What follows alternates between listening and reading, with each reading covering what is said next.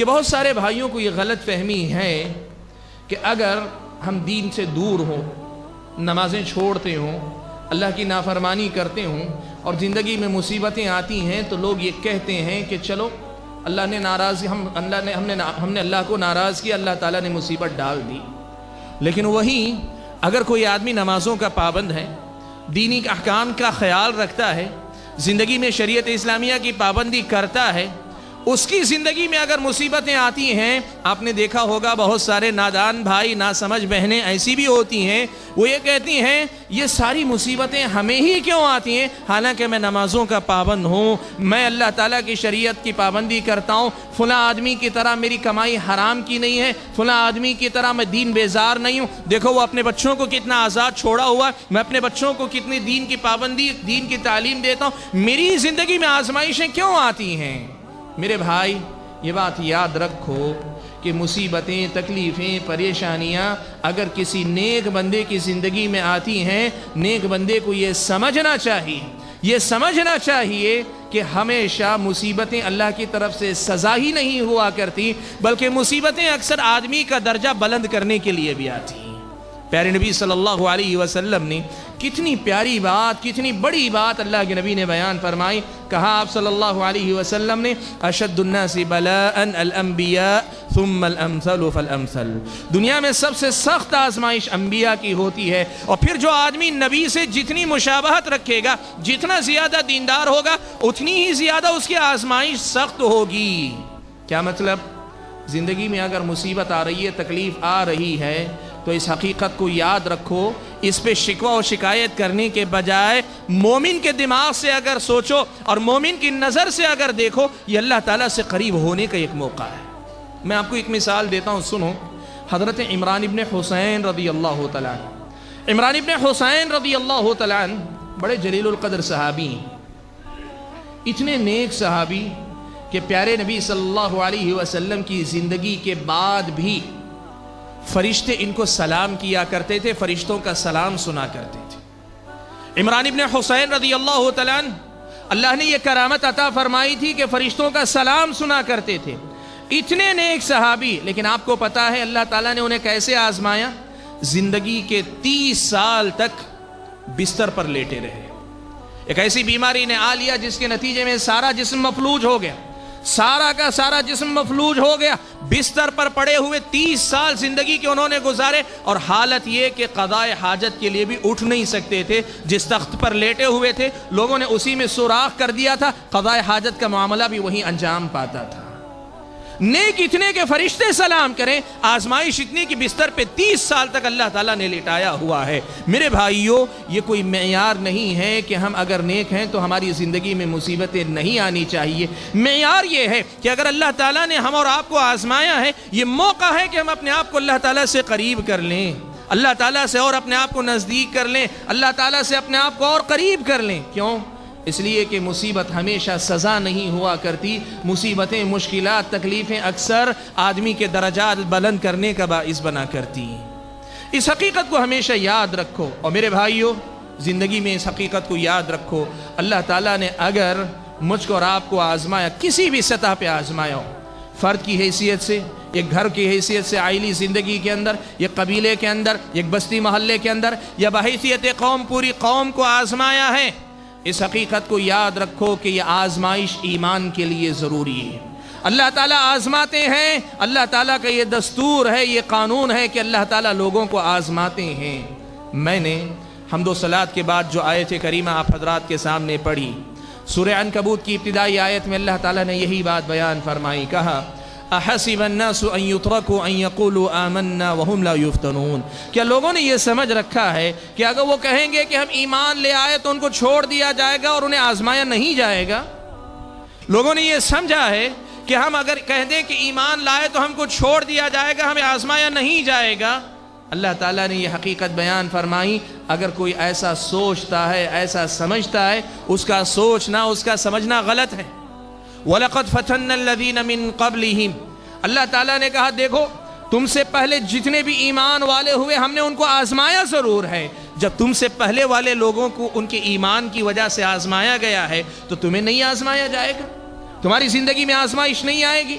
فَلَيَعْلَمَنَّ اللَّهُ الَّذِينَ صَدَقُوا وَلَيَعْلَمَنَّ الْكَاذِبِينَ۔ اللہ تبارک و تعالی دیکھنا چاہتے ہیں، زبان سے تم نے کہا ہم اللہ کے بندے ہیں، اللہ دیکھنا چاہتے ہیں کہ آزمائش کے وقت میں بھی بندگی کے تقاضے پورے کرتے ہو کہ نہیں کرتے ہو۔ تم کہتے ہو ہم نبی کے امتی ہیں، اللہ تعالیٰ دیکھنا چاہتے ہیں مصیبتوں میں نبی کی سنت کا خیال رکھتا ہے، نبی کی اتباع کو تم ذہن میں رکھتے ہو، نبی کے احکام کی پیروی کرنے کا خیال رکھتے ہو کہ نہیں رکھتے ہو، اللہ تعالیٰ آزمانا چاہتے ہیں۔ تم کہتے ہو ہم مسلمان ہیں، ہم فرما بردار ہیں، اللہ تعالیٰ دیکھنا چاہتے ہیں کہ تم موافق حالات میں تو مسلمان ہو، نہ موافق حالات میں تمہارا اسلام کس درجے کا ہے، تم کس درجے کے مسلمان ہو، کیا موافق حالات میں جو دعویٰ ہے نہ موافق حالات میں بھی ویسی ہی بندگی تم کرتے ہو۔ اللہ تعالیٰ یہ دیکھنا چاہتے ہیں۔ فَلَيَعْلَمَنَّ اللَّهُ الَّذِينَ صَدَقُوا وَلَيَعْلَمَنَّ الْكَاذِبِينَ۔ بھائیو، ایمانی زندگی آزمائش کے بغیر ادھوری ہوتی ہے۔ آزمائش سے ایک آدمی کا ایمان مکمل ہوتا ہے، آزمائش سے ایک آدمی کو موقع ملتا ہے کہ وہ اپنے آپ کا جو دعویٰ زبانی ہے اس دعوے کو عملی شکل دے سکے۔ زندگی میں یہ آزمائش ضروری ہے، اور قرآن مجید میں تو اللہ تعالیٰ نے یہ بات بیان فرمائی کہ ام حسبتم ان تدخلوا الجنہ وَلَمَّا يَأْتِكُمْ مَثَلُ الَّذِينَ خَلَوْا مِن قَبْلِكُمْ۔ لوگو، اللہ تعالیٰ نے تمہیں اگر آزمایا ہے، اگر تمہیں آزمایا ہے، تمہاری آزمائش کیا ہے؟ کسی کو اللہ تعالیٰ نے فقر و فاقے میں رکھا ہوگا، کسی کو اللہ نے بیمار کر دیا ہوگا، کسی کو اللہ تعالیٰ نے کسی ذہنی پریشانی میں مبتلا کیا ہوگا، کوئی اپنی اولاد کی طرف سے پریشان ہوگا، کوئی اپنے کاروبار کی طرف سے پریشان ہوگا۔ تمہاری جو بھی پریشانی ہے ذرا بتاؤ تو صحیح، کیا تم وہ آزمائش کے مرحلے، اس آزمائش کے مرحلے سے گزرے ہو جس مرحلے سے تم سے پہلے والے لوگ گزر چکے ہیں؟ ام حسبتم ان تدخلوا الجنہ، کیا تم نے یہ سمجھ رکھا ہے کہ تم ایسے ہی جنت میں چلے جاؤ گے؟ وَلَمَّا يَأْتِكُمْ مَثَلُ الَّذِينَ خَلَوْا مِن قَبْلِكُمْ، حالانکہ ابھی تمہیں ان حالات کا سامنا نہیں کرنا پڑا جن حالات کا تم سے پہلے والے لوگوں کو سامنا کرنا پڑا تھا۔ بھائیو، شکر کرو اللہ تعالیٰ کا کہ اگر ہم آج آزمائش میں ہیں پھر بھی اللہ تعالیٰ نے ہماری ایمانی کمزوری کو ذہن میں، اللہ تعالیٰ نے ہماری ایمانی کمزوری کو کا حساب رکھ کر، ان کا حساب رکھتے ہوئے اللہ تبارک و تعالیٰ نے آزمائش کو بھی بہت ہلکا رکھا ہے۔ سنو، صحیح بخاری کی روایت ہے، حضرت خباب ابن ارت رضی اللہ تعالیٰ عنہ پیارے نبی صلی اللہ علیہ وسلم کے ان صحابہ میں سے ہیں جنہوں نے مکے کے ابتدائی دور میں اسلام قبول کیا۔ آپ کو پتہ ہے مکے کے مشرکوں نے صحابہ کو بڑی سخت تکلیفیں دی۔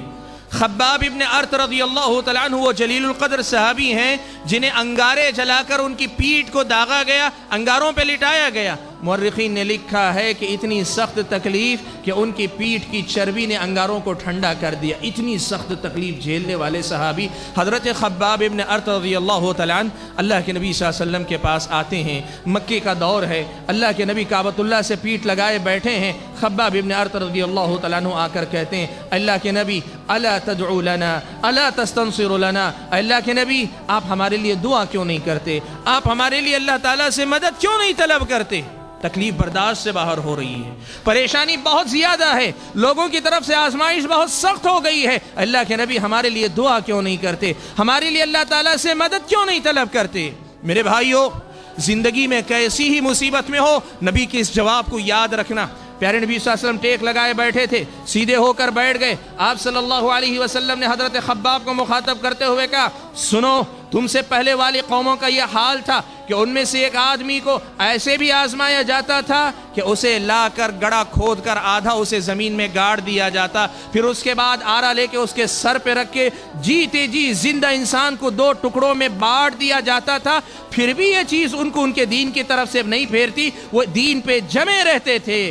یہ بات سنانے کے بعد اللہ کے نبی نے ایک جملہ کہا، بھائیو اسے اپنے دل کے کانوں سے سنو۔